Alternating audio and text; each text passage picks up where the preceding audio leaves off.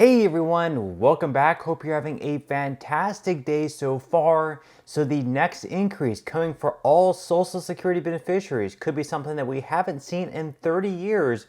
We'll be covering that. Plus, according to a new Gallup poll, most US adults are extremely worried about the future solvency issue of Social Security.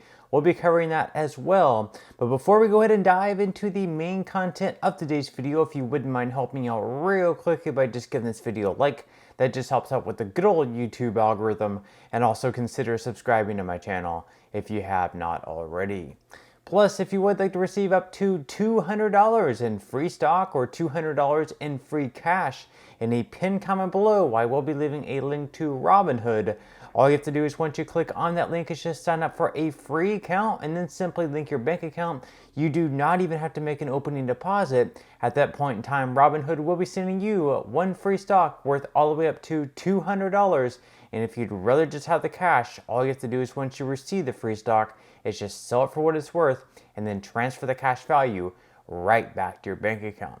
Okay, so diving right into our first story of today's video, and well, in just a few months, we're going to know exactly what the next Social Security increase is going to be looking like. Of course, that is going to be coming through the cost of living adjustment, and it's looking like we could possibly see something happen that hasn't happened in right around 30 years. We're going to be covering what that is in this article here from the Motley Fool.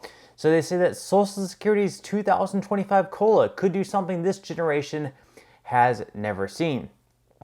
So the 2025 COLA could make history for one simple reason. If the raise comes in as projected, it will be the first time in 31 years that retirees have received a COLA that tops 2.7% for 4 years or more in a row. That means most seniors of this generation have never seen such a break of big raises in a row. Here's what the COLAs have looked like in recent years. So of course, back in 2022, there was a 5.9% raise. Then in 2023, there was an 8.7% raise. And then of course, this year was 3.2%.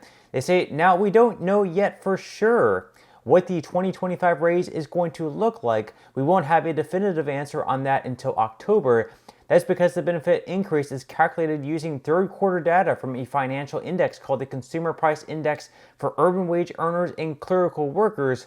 The key months for this data are July, August, and September, and of course those are delayed by 1 month, so we won't know the July data until August, we won't know the August data until September, and then we won't know the September data until October, and that's why in October is when the official numbers are released for what the next increase is going to be looking like for Social Security beneficiaries.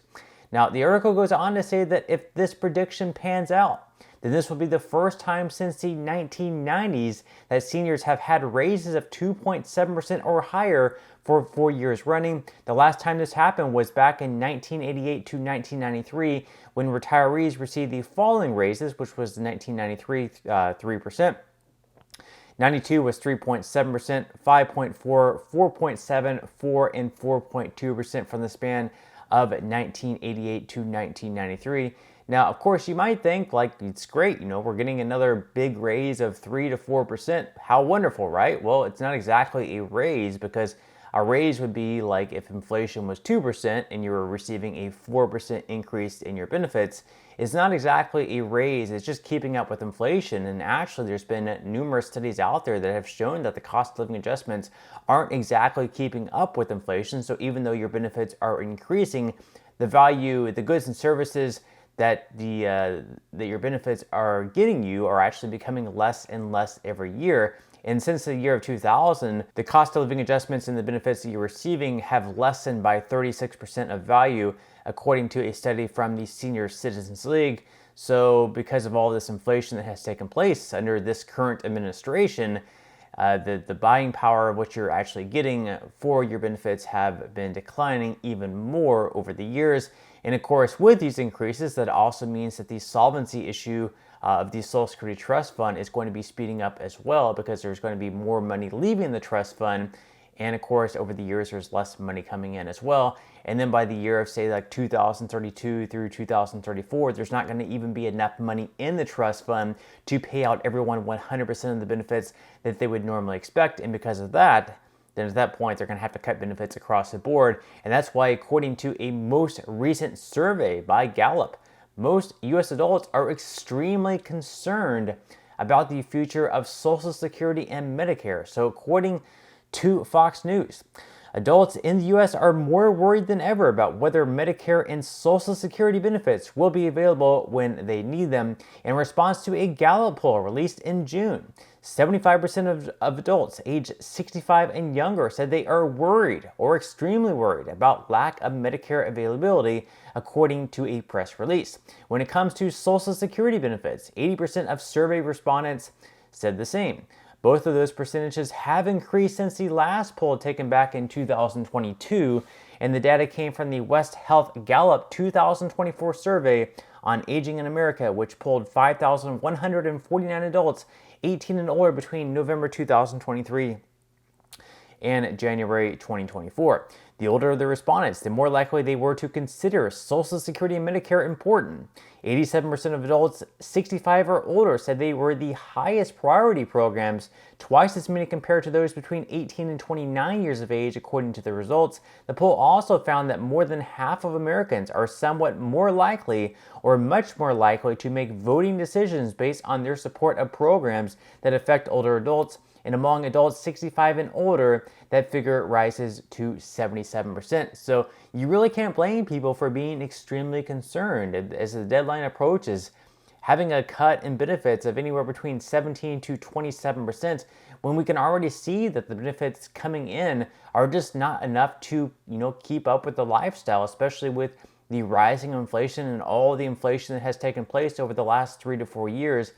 It's a terrible situation, and we're also seeing that lawmakers in Washington aren't really acting on this with as much urgency as they should, because like I said yesterday, the lawmakers in Washington, Nancy Pelosi, Joe Biden, all the politicians in Washington are going to be just fine if they don't receive a Social Security check, because they have millions stashed away in their bank accounts anyways. However, for the normal American who's just trying to get by, struggling to get by, it's going to be them that's going to be most affected if we do have this cut in benefits. It's not going to be Joe Biden who's affected. It's not going to be Nancy Pelosi who's affected. It's not going to be Chuck Schumer who's affected. It's going to be the regular American. And I hate to say it, but unless we get a different set of lawmakers in Washington who really care about the everyday problems of Americans, it's hard seeing them really, push this with much urgency. Now, in some other news, of course, Joe Biden, he is being pretty much pushed out by the whole Democratic base. We have more and more Democratic lawmakers, the media, everyone on the left pushing him, get out of the race. Joe Biden and Joe Biden only and his family are really the only ones right now supporting of him. And it's crazy to me that they're just now doing this. They had, over the last year to push him not to run. They could have actually run like a fair primary. We could have had real candidates in the primary. They chose not to. They chose to pretty much rig their own primary, so people like Robert F. Kennedy Jr. really had no chance of actually winning. And now after they had their primary and after Joe Biden won their primary, now at this point they're pushing him out because they saw how disastrous the debate went. And so basically they're pushing him to get out. Whether or not he's actually going to bow down to them, we will have to wait and see. But according to The Hill here, Biden's decision on future expected in coming days, and Harris, of course, is expected to be his replacement.